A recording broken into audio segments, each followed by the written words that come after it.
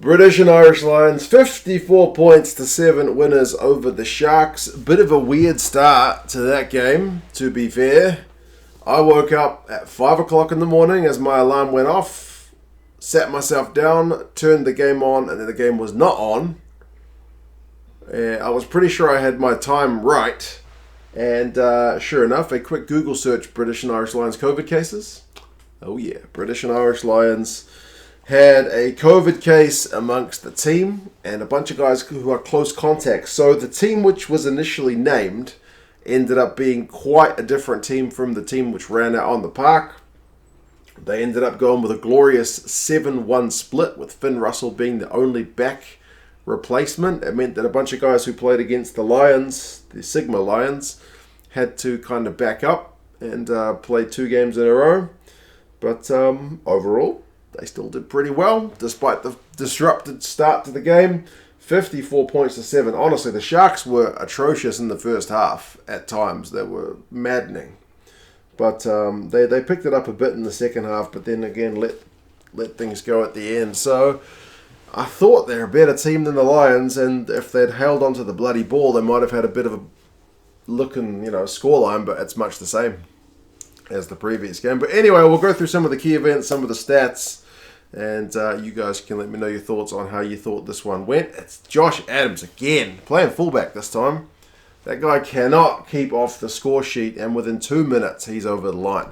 That one was Owen Farrell offloading in the tackle, Lewis Rees-Zammit with an offload of his own.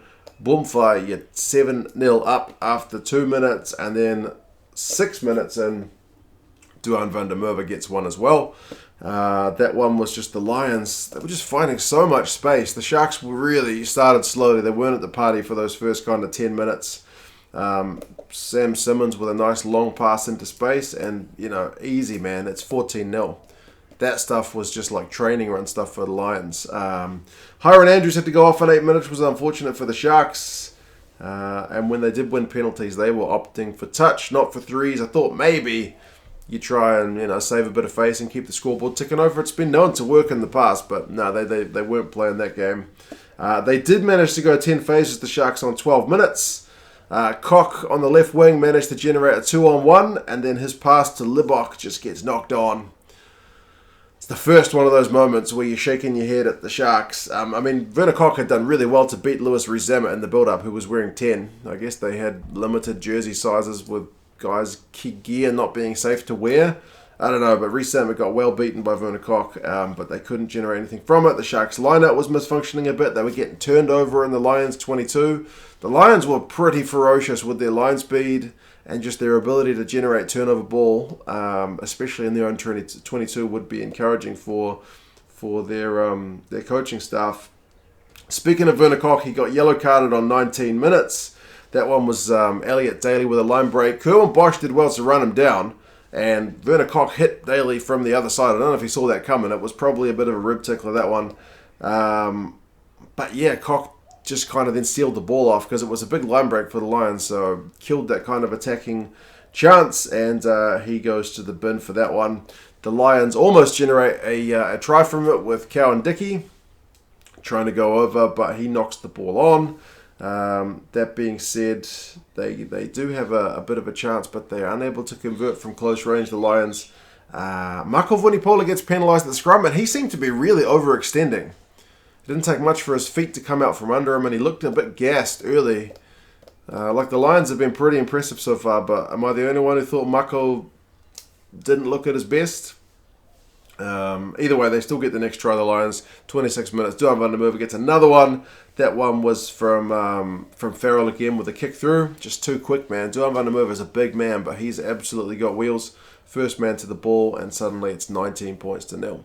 That's the only 5 points they scored during the yellow card. So if there's one area of concern, they didn't really capitalise on the yellow card that well. It's the only conversion they miss of the night as well, which in terms of the goal kicking is pretty encouraging, because we've seen a bit of wayward goal kicking in other games recently. 31 minutes, the Sharks again go through some phases. The Sharks knock it on, and Ali Price just hoofs it down the other end. Suddenly the Sharks have got a line out in their own 22. They just get turned around atrociously. It's got to be pretty painful stuff for them.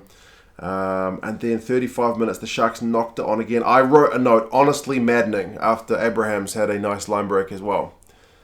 As a coach, what would you be thinking? Like, what do you tell you guys? Catch the ball. Catch the ball. That's kind of what we're paying you to do. They were struggling.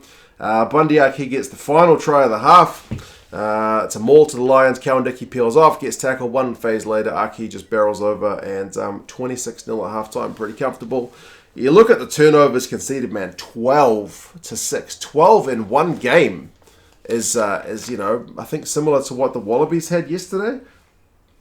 Wallabies against France. Turnovers conceded was 13 to the Wallabies, 11 to France. And the Sharks have got 12 in one half. That's like honestly atrocious stuff. Clean breaks, the Lions are 5-2. Run meters is pretty even, 179, 175. The Lions have conceded more penalties, 4-8.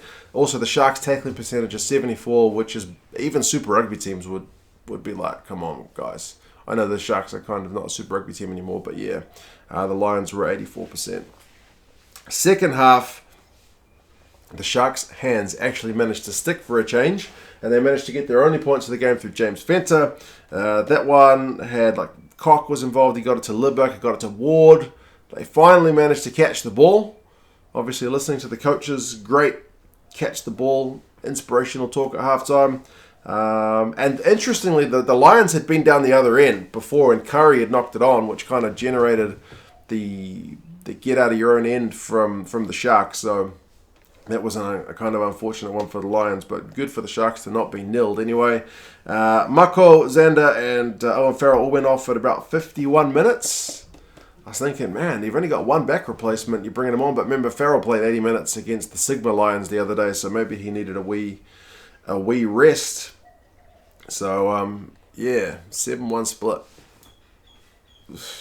I'm still waiting for the time, because Sutherland gets a big old line break later on. Him and Tyke Furlong need to play in the midfield, because if you've seen the Six Nations, Tyke Furlong's got some fancy footwork. That could be a combination. If COVID depletion ranks means it has to happen, it has to happen. I'll pay to watch that.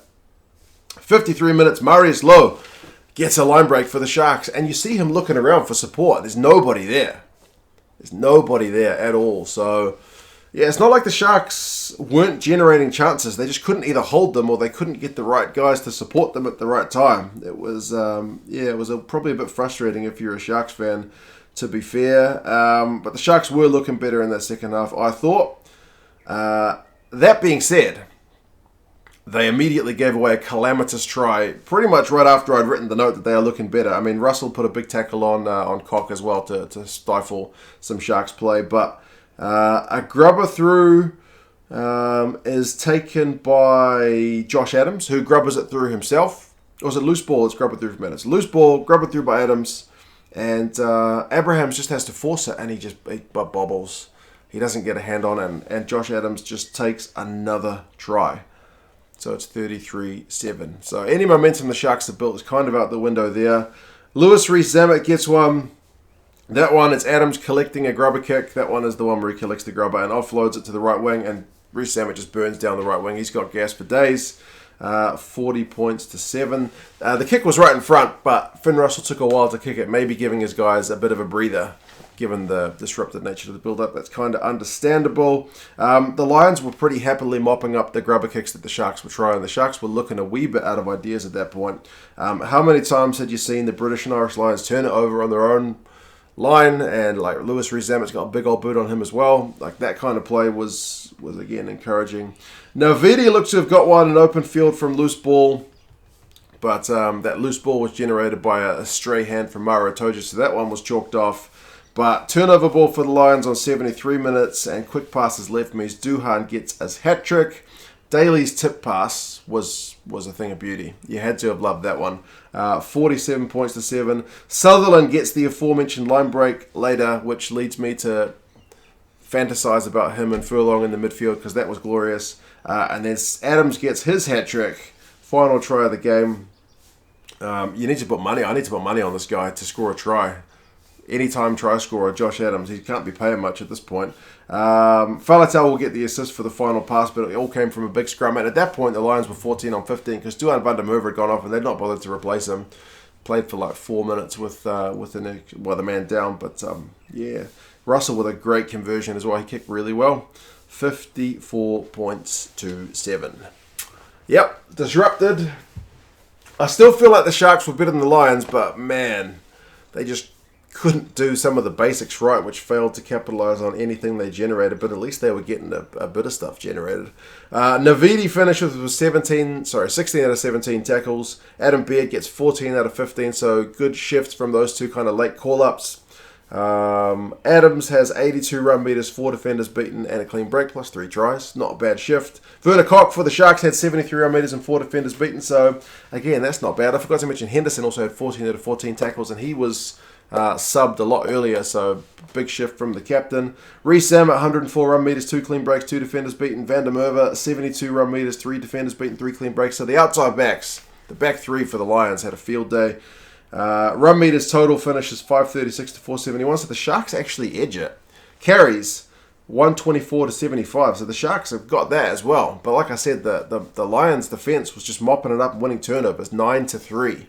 Turnovers 1. Tackling percentage, Lions 87%. The Sharks only 77, which is piss poor.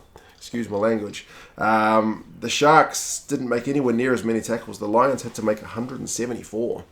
So defensively, they'll be pretty happy only conceding 7 points. And they genuinely had to do a bit of work on it, but they'll be pleased from what they saw. Defenders beaten 24 to 23. So the Sharks got one more defender beaten. But remember, they had a ton more carries. So the chance of them generating a defender beaten per carry was a lot lower. But yeah, there you go. 54-7. Interesting game, especially with the 7-1 split, the disrupted build-up. The Georgia game against South Africa's been cancelled. The Bulls game, I think, is off, right? They're going to have to wait and see how they manage things from here out. It's going to be disrupted, no doubt. Fingers crossed not too many games are called off. But anyway, you guys let me know your thoughts on the game. Who did you think played particularly well? Who did you think was maybe a wee bit off the pace?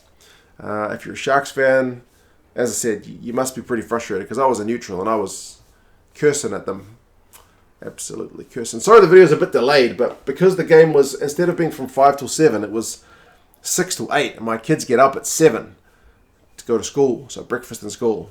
So my watching of the game was also disrupted, but obviously the world does not revolve around me and my rugby watching needs, so there you go. The video's a bit late. Anyway, you guys take care of yourselves. Do like the video if you got this far through. I appreciate that. And yeah, I'll talk to you guys again soon. See you later.